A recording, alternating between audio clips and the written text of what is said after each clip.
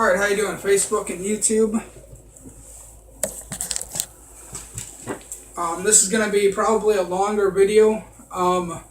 Periodically I'll get up and check the phone and see if it's still running, because Satan likes to shut the device off or something goofy happens every time I try to say something that I believe that God leads me to say. So we'll see how this video goes. I like to talk about real Christian things in this video. Just one example of things.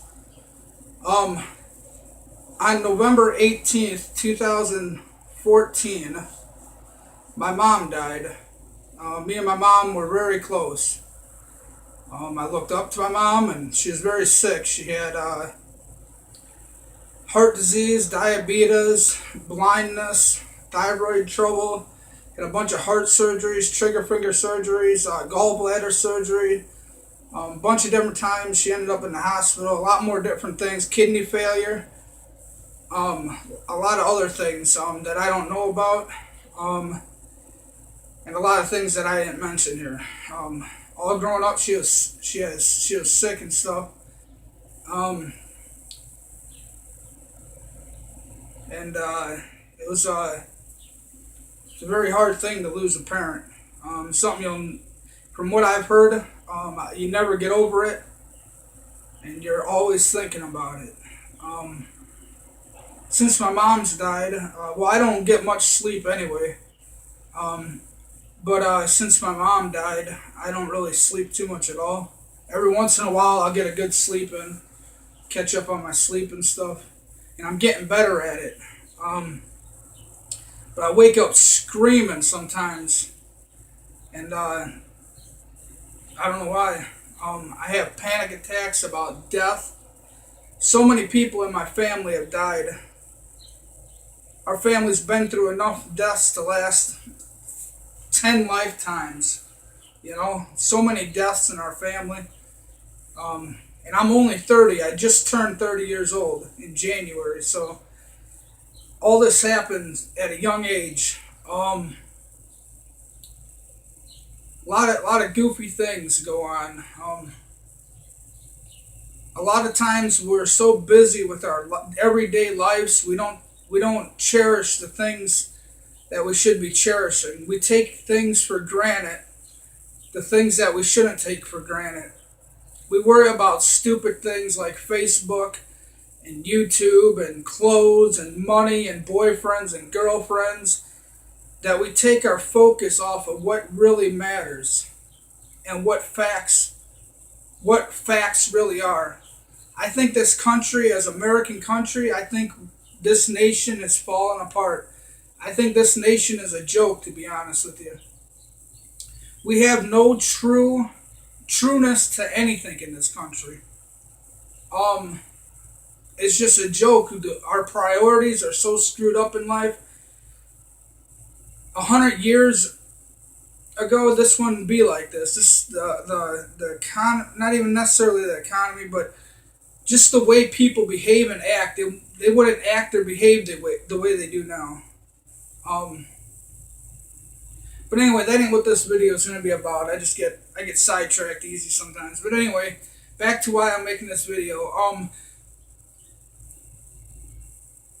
People don't realize how fast time goes. I'm going to tell you a story, and it's a true story. When my mom died, the night before my mom died, I was up wrestling in prayer. And probably weeks before this was happening, probably months before. And then I've been praying for my mom to get better and for God to heal her for years and years and years. I've been praying for my mom to be healed and to be healthy. Let me check the video, see if it's recording still.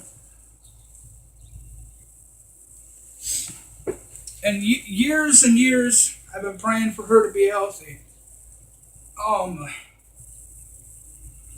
And she's just getting sicker and sicker. And then there's times that it looked like God was there holding her hand and helping her. And then I remember one night, the night before my mom died, I was up. And wrestling in prayer, arguing with God, or maybe it was a couple nights before she died. And I said, God, I was angry at God because He didn't heal my mom. And He always made her sick and suffer. I said, God, I'm not telling nobody about you anymore. I'm not going to preach the gospel to anybody. I'm not telling nobody about you because you won't show love to my family. You won't show love to my mom. And I said, God, it's the last time I'll ever say anything about you until you heal my mom. And I said, I'll never tell my mom again about Christ. That's what I told God a couple nights before. I said, if you want to heal nobody, I ain't telling nobody about you, you know? And I'm going to back up a little bit before that, or a little bit ahead. The last time I seen my mom was alive was down in Peoria Hospital, and she fell and broke her hip. She's only 50 years old, only 50, and she fell and broke her hip. So I wasn't really I was concerned, of course, but I wasn't like that paranoid, concerned, worrying where I'm in deep prayer, you know, I didn't think it was like a life and death situation type of thing. So I stopped. I didn't pray really about it, except for her to get better and stuff. And I didn't think nothing about it, you know. I was angry with my mom. Me and my mom just had. I wasn't really angry with my mom, I guess per se, but I was like just angry that day. It was a screwed up day at work. Bad week, you know. The job was coming at me because I was a Christian and everything, and they'll have their. Of course, everybody will have their opinions. The realists will be fake as hell, like they always are with their opinions. But anyway, the job was basically not persecuting me because this country don't do that kind of thing right yet. I mean, they're getting that way. But anyway, they were singling me out and coming at me because I was a Christian, and nobody wants to hear the gospel preached. That are not children of God. But anyway, I had a bad day. Let's just say I had a bad day, a bad week that week. And I went to see my mom. I was upset. I was real emotional, and then my mom being kind of out of it because she was on morphine, and then in and out of it or whatever.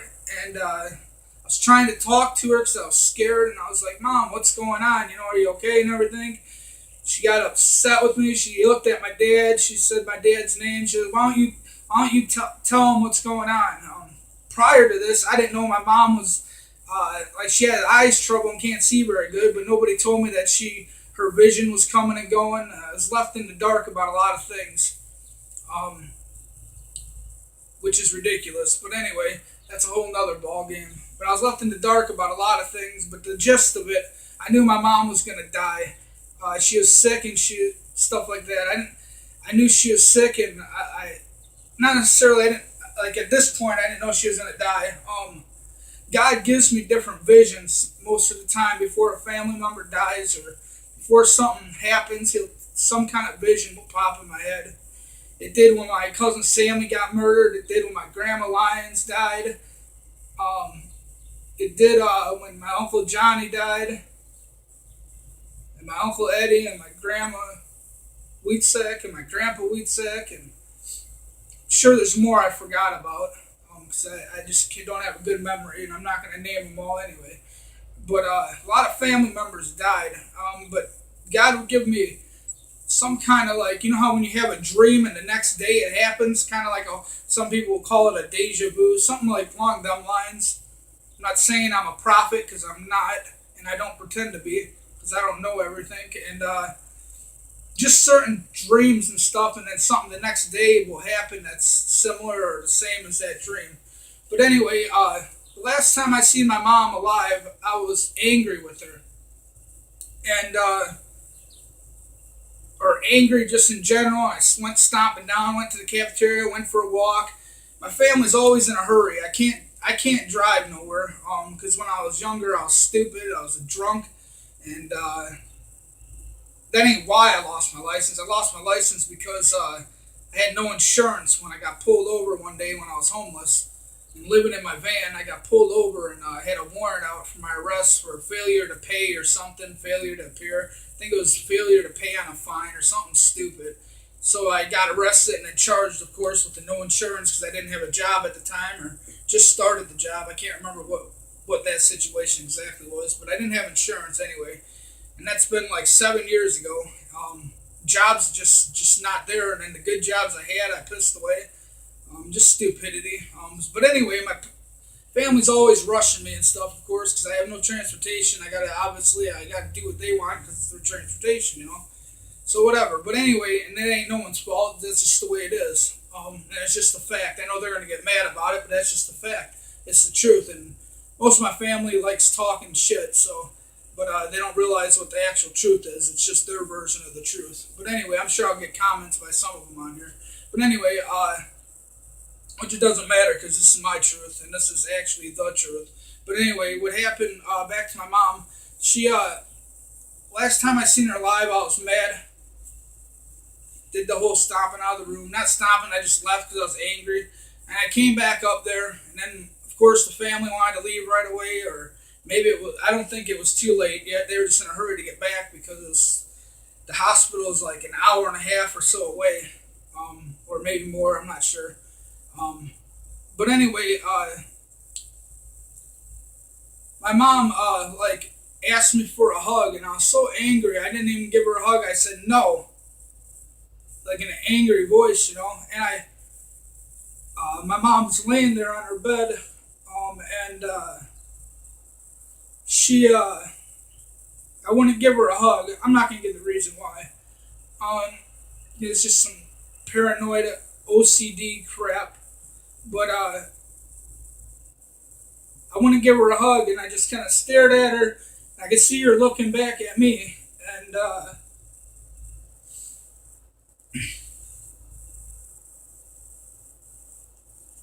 last thing that after we looked at one another, she said she loves me.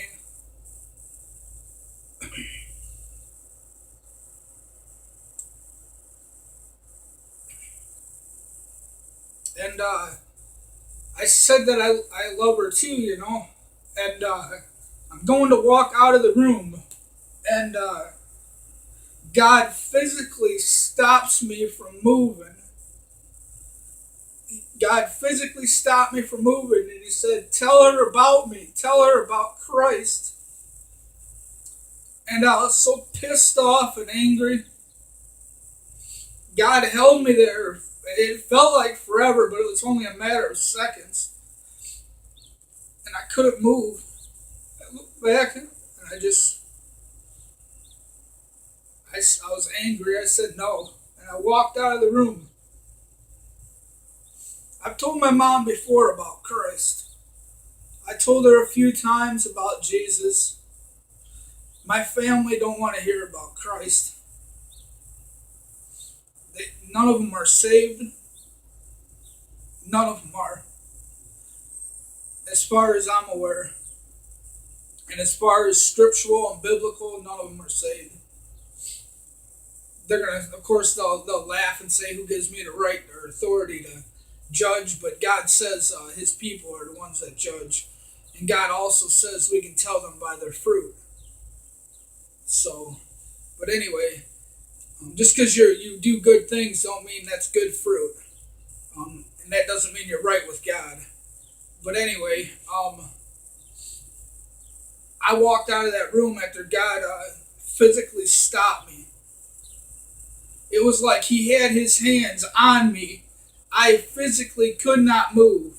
And I not physically, I don't know what it would be called, but I heard Him say, tell her about me. And then He let go of my arm, or let go of my body, and I walked out of the room, and I didn't do it. That's the last time I seen my mom alive. A couple days later, my sister knocked on the door and pounded on the door. Told me, got in the truck with her and her husband, and let me see if the video's recording. I got in the truck with her and her husband, and she said, "Mom died," and the doctors were working on her for 2 hours and brought her back to life. But to get down there, because the brain, when it doesn't have oxygen for that long, it's not good for it to come down there. It wouldn't be long. So we're driving down there, and I'm praying. I'm like, God, heal her. You raised Lazarus from the dead. Heal her. Make her alive. I mean, God, He walks on water. He raised Lazarus from the dead. He healed sick people. And a couple minutes after that call, we got about halfway down there. Like I said, the hospital was too far away. Long drive. And I think my dad headed down there before we did. And he didn't even get down there in time. As far as I know, I don't remember. He did end up going down there, but we got about halfway, and Dad called my sister back up and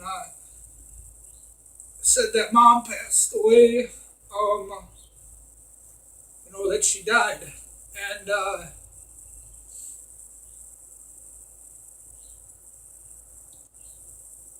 it was just a screwed up day, of course, that day, and so we turned away. We turned around about halfway there, and we went back to my sister's house and started calling everybody and everything. Sometimes I often think, well, if we would have went down there, if I would have prayed on the authority that Jesus Christ gives me, would He have made her alive? Would He have raised her back up from the dead? Many people have died and God's brought them back. That's something I won't know. I deserve the deepest, darkest pit of hell for not telling my mom about Christ one last time. Everybody deserves to know about Jesus. Whether they blow your head off for telling them, whether they beat you down, cut your head off, whether they persecute you, whether they laugh at you, spit on you, everybody deserves to hear about Jesus. And I was such a coward, I couldn't tell my mom about Jesus. I can tell perfect strangers. I can preach hellfire preaching to this people I don't even know. But to my own flesh and blood, I'm a coward. To my own kinsmen, I'm a coward. I can't tell them about Christ. They don't want to hear it, and I'm too scared to tell them. I don't know why. I'm a coward. Don't be a coward like I am. Tell your family about Christ. He's all that matters. And if you're not right with Christ, if you are not right with Jesus, you will go to hell. There is no way around it. There is no sugarcoating it. There is no nice way of saying it. There is no other way. We live a busy life. We focus on our own needs. The devil has us entertained so much and busy with so much of our life. We don't even think about God. We don't even give him a second look because we're running around so busy. But one day reality will set in, and I hope it's not too late when it sets in. One day we'll all die. We will all literally die. And if you're not right with Christ when you die, you will go to hell. You will stand one day before a holy and a mighty and a just God, a God that is spotless and pure. You will stand before Jesus Christ on Judgment Day, and He will say, "Away from me, I never knew you, you who practice iniquity." Or He'll say, "Well done, faithful and obedient servant." I am not preaching for my health. I don't preach to entertain. I don't preach to make money. I preach because I love you. I tell you these things because I love you and I'm concerned about you. I tell you these things because I care about your well-being. I don't risk my life every day for telling people about Christ because it ain't true. I risk my life because there's something more after this life. I risk my life every day telling people about Christ, being in situations where I could be murdered or killed or beat up or spit upon or made fun of and all kinds of other things because I know for sure it's 100% true. And if you die without Christ, you will go to hell. That's all there is to it, and there's no way out of it. Tell somebody about Christ. Don't be a coward like I am. Don't be a coward like I am. Stand up and be strong and tell people about Christ, even if you get laughed at, even if you get made fun of and persecuted. Because once that person's gone, there's no coming back. I don't know if my mom was saved. I don't know if she got saved. I've preached the word to her before. I've told her different things. There's times where I would be on the phone for a couple hours talking to my mom at nighttime. I think my dad was sleeping at the time when I called. But I'd call her up and I'd read her the Bible verses. You are not saved by a sinner's prayer. Romans 10:9 and 10, Romans 10:9 and 10 does not teach that. You are saved by faith in Jesus Christ. How do you get faith? How do you believe in Jesus Christ? Well, faith cometh by hearing, and hearing the word of God. Well, how can you hear the word of God if someone doesn't preach it to you? So preach the word of God. Preach the gospel to the lost. Preach the gospel to every creature in nation. Preach the gospel. Here in America, we need the gospel the most because a lot of people are gospel ignorant and don't know the real gospel. Preach the true gospel of Christ because faith cometh by hearing the word of God, and they can't hear it unless we preach to them. So don't be a coward like I am and preach the word of God to people who need it and to people who don't need it. We all need it. Regardless if they want to hear it or not, preach to them anyway because once they die, there's no coming back. There's no second chances. Everyone will die. I will die. You will die. Everybody will die one time or another. And there's no coming back from death. But what's more scarier than the first death is the spiritual death, the second death, which I don't want anyone to experience and I don't ever want to experience. The second death is being spiritually dead, being thrown into the pit of hell. And for all you ignorant people out there that don't know the gospel, that you think you know God and you don't, the devil does not run hell. God runs hell. Okay? God controls everything. God is a just God. That's why he has a right to throw every one of us deserve hell. But anyway, don't be a coward like I am. I can't tell my mom no more about Christ. My mom's dead. I don't know if she got saved. I don't know if she was saved. I'm not God. I can't make that call. But what I can say is, for now and all of eternity, I will regret not telling my mom about Christ one last time. Tell your loved ones about Christ, whether they want to hear it or not. And when they persecute you, do it again and again and again until the Spirit of God moves down on them and they're saved and truly converted, or until they die and burn in hell for all of eternity. Jesus is the only way. Don't be a coward like I am. I don't know how to tell my family about Christ. I'm too much of a coward. Be strong and be bold. Tell your family about Christ.